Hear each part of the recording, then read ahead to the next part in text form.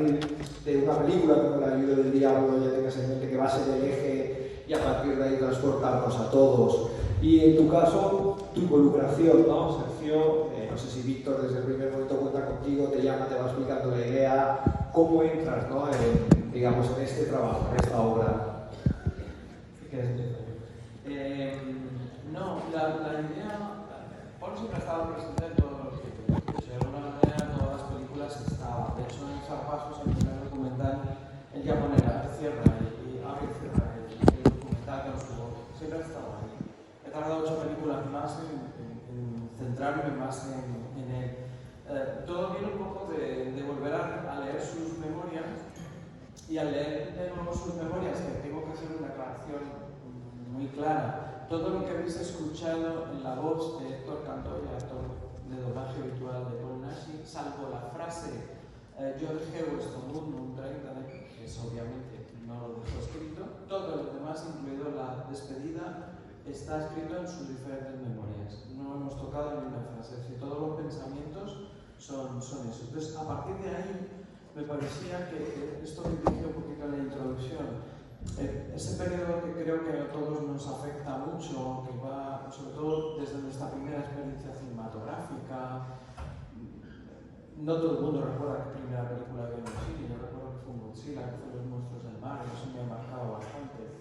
Y de las primeras que vi fue él. Recuerdo perfectamente la primera vez que tengo contacto con él, porque además guardo todavía el periódico. Mi abuelo compraba el periódico todos los días, y el 14 de febrero de 1982, el día de antes, me había dejado el portero del cine de mi barrio a entrar a ver Aullidos de Violante. Yo esas películas, Miguel y todas esas las veo con 11 años, esas barbaridades para entonces para mí. Y ese mismo día, en el dominical, en el vídeo, en la revista, venía un reportaje sobre Paul Naschy. Descubro que hay alguien que tiene el nombre de Paul Naschy, que por otro lado hay muchísimos, la mayoría de muchos actrices y actores que conocemos, aunque no tengan un seudónimo tan llamativo, los tienen españoles, ¿no? Ni Ana Belén se llama Ana Belén, ni Carmen Sevilla se llama Carmen Sevilla, ni José Luis García es José Luis García. Es decir, todo el mundo toca eso, ¿no? Pero descubro eso, esa doble, ya aparece la dualidad y me acompaña durante todo el tiempo. Entonces, volver a tocar eso, ¿no? Que en su caso fue Blancanieves, en su caso fue Frankenstein y el hombre lobo, en su caso fue los cuentos de brujas, en su caso es el mundo de los uniformes, ¿no? Cómo volver a desde ahí explicar un poquito más dónde, de una manera que eso siempre existe un poco de subjetividad en el momento en el que la escribíamos, ¿no? De dónde creemos nosotros que luego se refleja, por ejemplo, descubrir que en todas sus películas generalmente existen chimeneas, ¿no? Y la chimenea es un elemento muy evocador, además ancestral, ¿no? Antes de que existiera la literatura, antes de que existiera el cine, se contaban las historias desde las chimeneas, ¿no? Y todas sus películas tienen chimeneas, por ejemplo, como un ejemplo. Y por supuesto, a partir de ahí, el primer paso, ya te di paso a ti, el primer paso fue comentárselo a Sergio. Oye, ¿qué te parece? Hacemos esto. Y fue más idea suya, tengo que decirlo, y el Aullido del diablo, ¿no? Yo el Aullido del diablo, cada vez que la veo,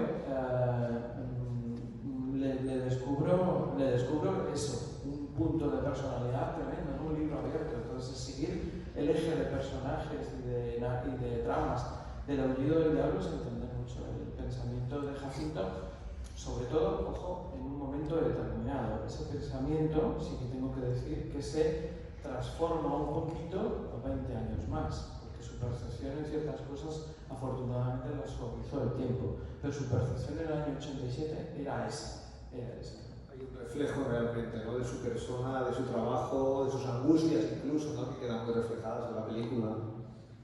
Sí, bueno, lo que está diciendo Víctor, cuando me plantea la opción de hacer el documental y me traslada la idea que tiene, que es pues que sea mi padre el que en primera persona narre su experiencia, es lo que realmente me llama la atención y me decide involucrarme un poco de una manera más notoria que en otros documentales, que bueno, en algún caso he ayudado, pero en este caso está un poco más involucrado, no en la parte de guión, que ahí ha estado Víctor y ha sido una decisión de él y de Ángel, lo que habéis visto en pantalla. Pero sí es verdad que bueno, yo cuando me plantea el tema del documental, yo le hablo de La Orilla del Diablo, que tengo que confesar que es una película que yo hice con mi padre hace muchos años, en el 87, creo que es, y a mí de pequeño no me gustaba nada. Es una película que vi y que no me daba, no sé si por los problemas que tuvimos de rodaje, no sé muy bien por qué, pero como que me daba mal rollo. Y vista con la edad necesaria y muchos años después, me di cuenta que tenía una enorme cantidad de lecturas que mi padre estaba allí en todos sus planos, ¿no?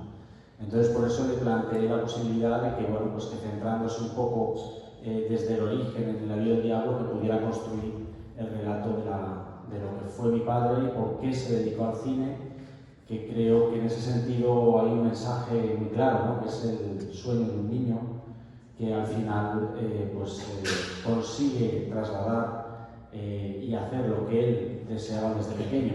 En el caso de mi padre fue un hombre lobo, en el caso de otros niños él ser astronauta o futbolista, no lo sé, pero en su caso fue una cosa muy marciana para la época que al final consiguió hacer realidad.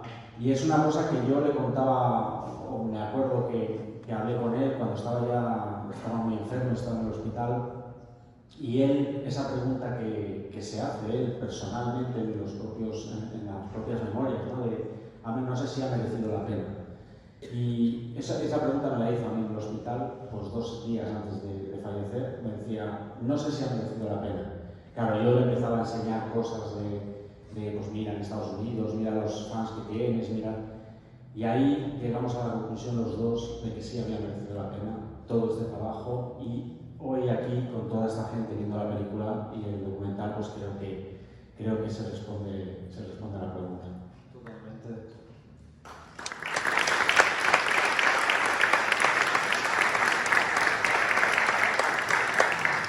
¿Alguna cuestión? Aquí a la derecha.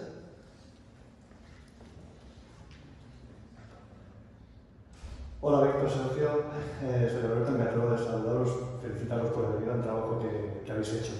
Mira, yo soy un comiquero y tuve la suerte de conocer a Olke, por más el Jacinto, en un salón del cómic presentando el cómic de Javier Trujillo.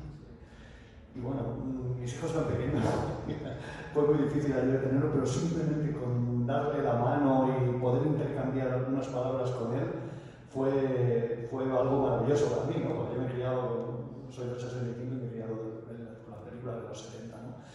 Y yo simplemente quería preguntaros qué impacto, porque claro, al ver encima del reportaje, sobre todo de algunas imágenes, veo el creepy, veo mucho de FER, de aquellas publicaciones y tal, y yo me gustaría, y bueno, después, 2 años más tarde, contármelo como os he dicho, del Salón del Cómic de Barcelona, me gustaría saber qué importancia tuvo a nivel de, como él tuvo de ilustración y tal, como dibujante, el cómic en su vida, si llegó a leer publicaciones de este tipo, de noticias y tal. Muchísimas gracias. A ti, muchas gracias. Mira, yo creo que para que un director, como es en su caso, muestre esa plasticidad, especialmente cuando dirige, esa plasticidad tan clara no solo es porque es una cuestión de encuadre. Sabéis que el cómic, por ejemplo, hay otros directores que han empezado en el cómic y es absolutamente, el cómic te da el encuadre fundamental, ¿no? El cómic tenemos la viñeta, aquí tenemos la ventanilla, ¿no? Tenemos la pantalla. Por supuesto que sí, y además tener en cuenta que uno de los elementos antes de dirigir, en su caso, es la ilustración. La ilustración no la ha perdido nunca y ha dejado siempre dibujos, pequeños diseños que le enseñaban los maquilladores, que esta cuestión plástica la ha tenido. Y si ven los dibujos, tienen ese aire, tienen mucho de ese mundo. Independientemente de que sus películas, aunque hayan sido dirigidas por otros, tienen un punto de cómic. Una que se estrenó aquí, no en esta sala, sino en el cinema, en el Retiro, es un puro cómic, es La Maldición de la Bestia. Me parece un cómic perfecto. Y la de hoy, la que vais a ver, es muy cómic. Es muy EC. Esta película lo cuenta Ángel en su libro de Performance de los Sueños de los Muertos. Es muy EC. Tiene ese punto, con lo cual, y él, sus ilustraciones son preciosas, sus cuadros los hemos expuesto alguna vez y tenía... Pero me parece muy importante que para que un director tiene primero que tener una historia que contar, eso es lo que decimos aquí, la cuestión de autoría. Él tenía una historia que contarse, tenía que estar ahí. Directores que a lo mejor cuando han entrado un poco más en un aspecto tenebrista, de aspectos un poco más así, a lo mejor han tenido que, buscar dentro de su pasado, él no, porque los niños de la guerra, los niños de entonces se encontraron en el horror directamente. Ese es el primero, él tenía historias que contar, número uno, pero número dos, tienes que tener ese punto, el punto visual muy, muy claro que nos habría dado, en este caso Woodward del cine, y hacemos mucho hincapié en la cuestión pictórica, porque la cuestión pictórica también me parece que es absolutamente fundamental en sus mejores películas, como aquí lo decimos, especialmente en El Caminante, en El Retorno del Hombre Lobo, en El Cuarto del Francés. Es impresionante, ¿no? Porque al final, vuelvo a remitirme a lo de la hoguera y demás, antes que todo eso existió la pintura, la escultura y la narración oral, antes de que naciese el cine y antes de que naciese también se llama noveno, ¿no? Pero yo no sé, a mí es que el cómic lo pongo muy para arriba, ¿no? Entonces, claro que sí, claro que sí. Sí, bueno, evidentemente él era un grandísimo amante de la pintura y de todas las artes que tuvieran que ver con la plástica, ¿no? Entonces, desde muy pequeñito el tema del cómic lo llevaba muy, muy dentro y de hecho incluso hizo algún cómic. Yo atesoro algunos dibujos hechos por él, más en concepto. Hola. Bueno, tengo aquí un compañero que este también se ve algún cómic de vez en cuando. En fin, le encantaba el tema de la pintura, de los cómics y bueno, una anécdota que tiene que ver con las películas que él ya dirigía fundamentalmente es que normalmente con su director de fotografía, al que trabajó muchas veces con Alejandro Ulloa, que era un grandísimo director de fotografía, con Julito Burgos también, se iban al Museo del Prado y le decía lo que él quería cuando iban a rodar. Entonces, eso que se dice en el documental de que El Retorno del Hombre Lobo es Bruegel o El Caminante es Vermeer Delft, eso es porque mi padre iba con el director de foto y les decía, yo quiero esta luz, porque conocía perfectamente el Museo del Prado, incluso hizo hasta documentales para Japón del Museo del Prado, del Palacio Real, porque sé que se ha dicho muchas veces, pero mucha gente conoce. Hizo documentales, estaban premiados en Tokio al mejor documental de grandes pintores y de grandes, porque es que le fascinaba, era algo que le encantaba, y luego él dibujaba muy bien también, cosa que se ve en el documental, porque muchos de los dibujos estaban hechos por él, hasta se hacía sus propias caracterizaciones del hombre lobo. En fin, era un personaje muy multidisciplinar, en el que yo cada día que hablaba con él era como una especie de regalo, ¿no? Porque sabía de todo, le encantaba todo, sabía de historia, de pintura, y todo, pues entre otras cosas el cómic le marcó mucho en su niñez, que es lo que hemos querido plasmar, gracias a este que tengo aquí, que hace de su abuelo, y en fin, es un poco el recorrido que tuve. Yo pensaba en el encuentro que comentabas que al margen de la presentación con Trujillo también fue un evento muy bonito con Ray Harryhausen. Hubo aquella tarde, no sé si también estuviste, fue un encuentro muy chulo con Harryhausen, creo que David de DDT me parece que también, y Paul, la verdad que fue muy chulo. Ya que ha entrado uno de los protagonistas a la escena, vamos a entrar un poco en ello, ¿no? En esa participación de Jack, de Carmen, lógicamente de tu hijo y nieto. ¿Cómo fue un poco toda esta elaboración? ¿Pensasteis en más nombres? ¿La idea de introducir a tu hijo cómo surge también? Si lo viste muy claro que podía ser un eje también dentro del documental. Pues las primeras, así que estaba muy claro varios elementos desde el principio. Uno que fundamentalmente tenía que centrarse en las imágenes de las películas como fondo. Dos, que los intervinientes, salvo esas pequeñas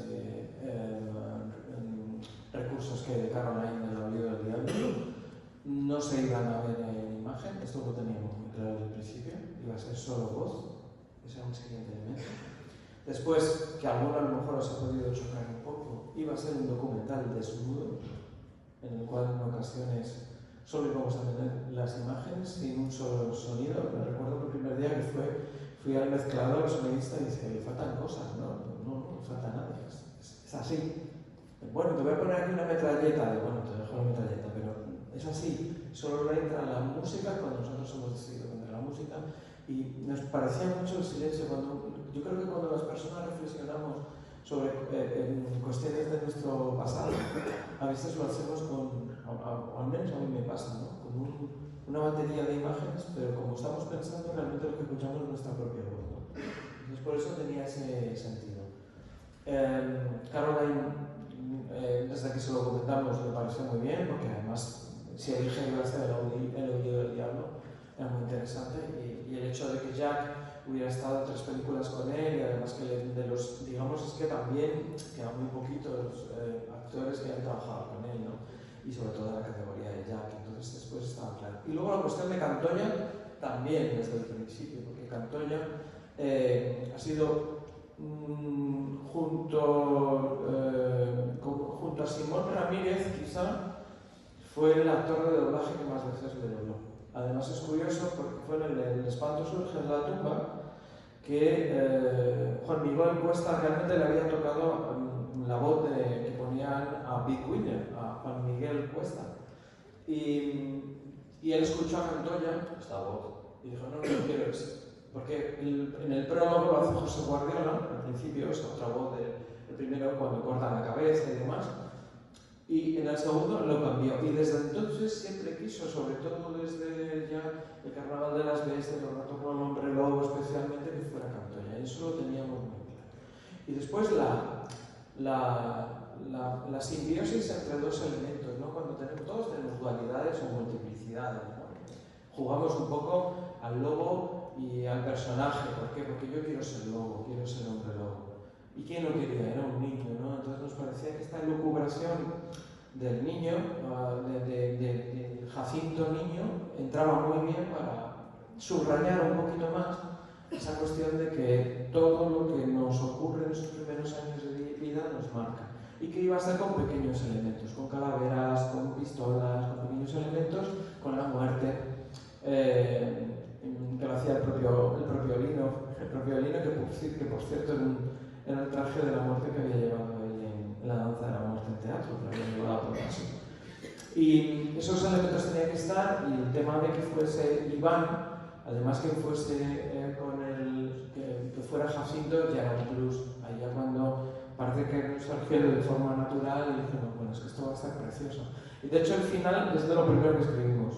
Lo teníamos muy claro, decíamos, es que hay un momento que es precioso en el Aullido del Diablo, en el que Sergio, como personaje de Adrián, está viendo latidos de pánico en el televisor, que es cuando su tío llega y le apaga esta basura y demás, ¿no? Esa secuencia que ha salido varias veces. Entonces me parecía que ese juego de espejos estaba muy bien. Y por cierto, deciros, es un artistazo, una estrella, ¿no lo sabes? Sí. El lobo maravilloso también, que teníamos nuestro miedo, ¿no? Pero el lobo maravilloso también, en la nueva precisión, esto de los animales de cine que tú les dices acción y arrancan y esto y se paran, es maravilloso. ¿Qué te pasó? A mí me gusta mucho el documental, aunque haya visto la mitad, pero cuando he salido yo, pues lo he visto mejor de cuando lo hice, porque así me parece, verlo en esta pantalla tan grande, pues es mejor. Y también haber visto la voz de mi abuelo, haberla oído, también haber visto a mi padre haciendo, y eso es todo. ¿Y te dio miedo luego? Bueno, no. Era un perro.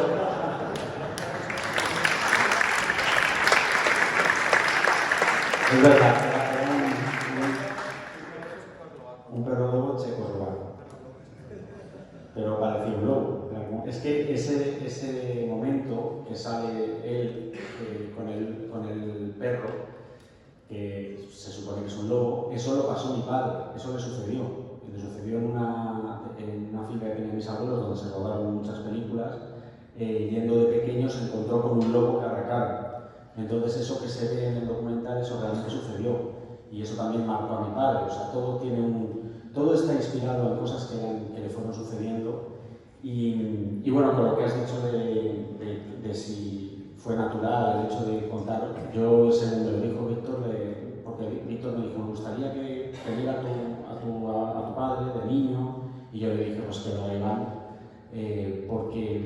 porque sabía que no era muy complejo para el tema, no requería una gran preparación, pero aparte de eso, yo rodé con mi padre en el año 82, más o menos a la misma edad que tiene Iván. Rodé Mi amigo vagabundo con José Luis López Vázquez, con José Bódalo, y estaba mi padre como director, y me pareció como un momento muy bonito para decir, bueno, pues la historia, por lo que veo, pues se puede repetir de alguna forma, ¿no? Yo en una película de ficción, esto es un documental, pero creo que eso se cierra un poquito el círculo, ¿no? Por lo menos en nuestra familia. Está muy bien. No sé si queda un minuto o una pregunta. Una pregunta, mira, aquí delante. Tengo un minuto. Me ha encantado ver al Iván porque es clavadito. Tú cuando eras pequeño, y además ahora estáis juntos y sois iguales, entonces te da la idea de cómo podía ser tu padre de pequeño.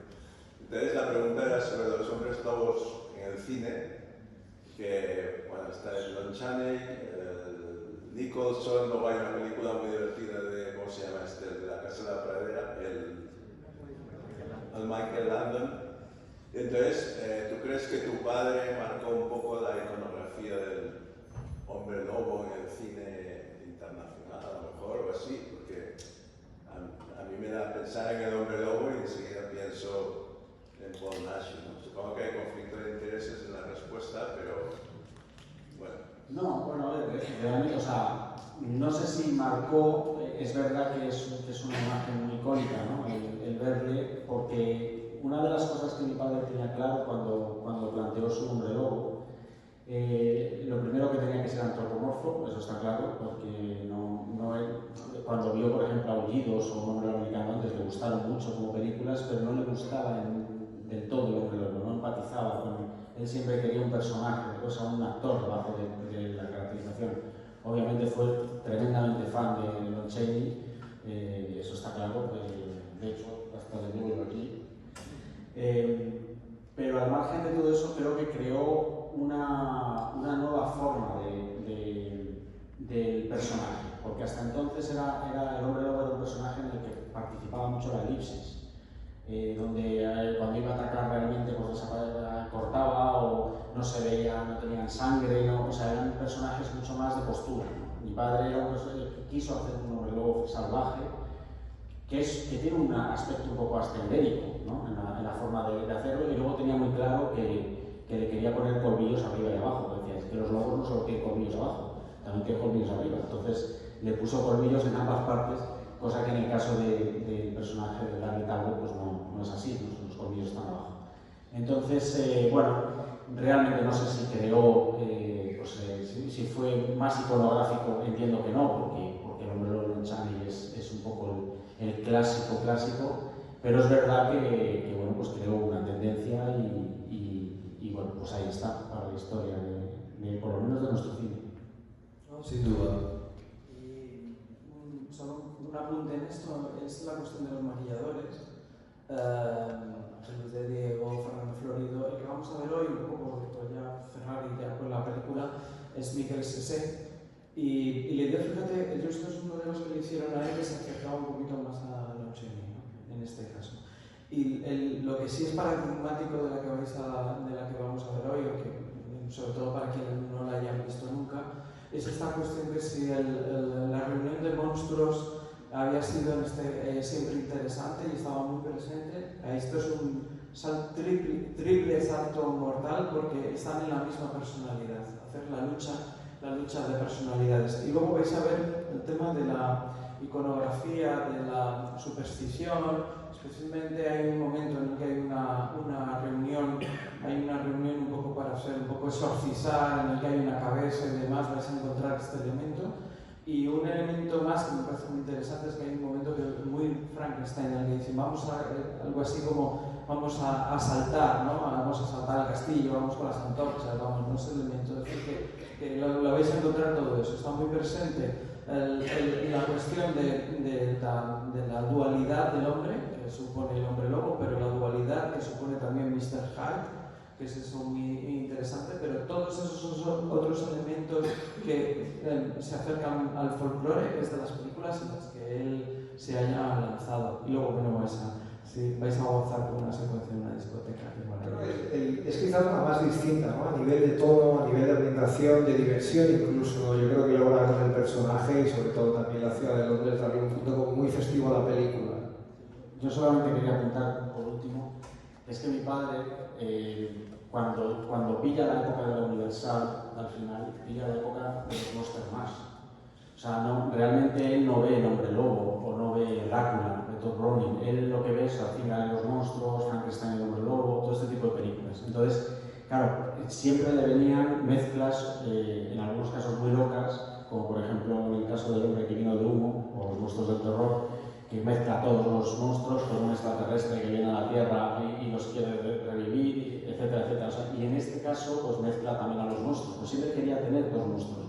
Hay muy pocas películas hechas por él donde haya un solo monstruo, ¿no? La amenaza de la momia y poco más. Entonces, aquí pues veréis de qué manera se inventa colocar a los dos monstruos clásicos en el imaginario, ¿no? Que es lo que, de hecho, cuando fuimos una vez a Washington y estuvimos con cantidad de gente, estaba Janet Leigh, estaba Roger Corman, al cual admiraba muchísimo, pero por la que estaba detrás de ella todo el día es por Elena Verdugo, que era una de las protagonistas de La finga de los monstruos, ¿no? Mi padre estaba fascinado porque quería conocer a Elena Verdugo. Entonces, eso es lo que a él le marca, y eso es lo que hemos visto en el documental y lo que veréis ahora en la película.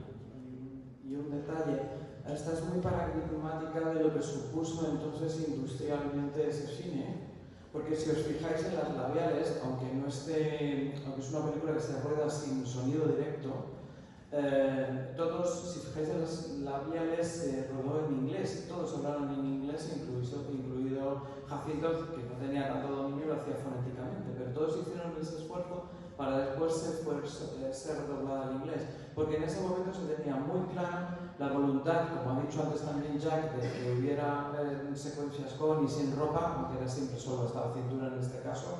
Había esta voluntad muy clara. Es una de las películas que tiene más claro que la beta va a ser especialmente en el exterior, y por eso tiene, vuelvo a decir, rodada en inglés, con una serie de elementos que ya se habían marcado a partir del éxito de la noche Public. Y esta tuvo ciertos medios, porque además el productor era Arturo González, que había producido muy poquitos años antes La muerte tenía un precio, de Sergio Leone, y entonces estaba en lo más alto.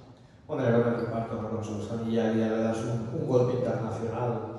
Nada más, muchísimas gracias a los dos por estar aquí, por presentar el documental, por introducir nuevamente la película, junto con Jack, que antes también nos estaba haciendo una introducción muy divertida, y a todos vosotros. A disfrutar de la película. Gracias.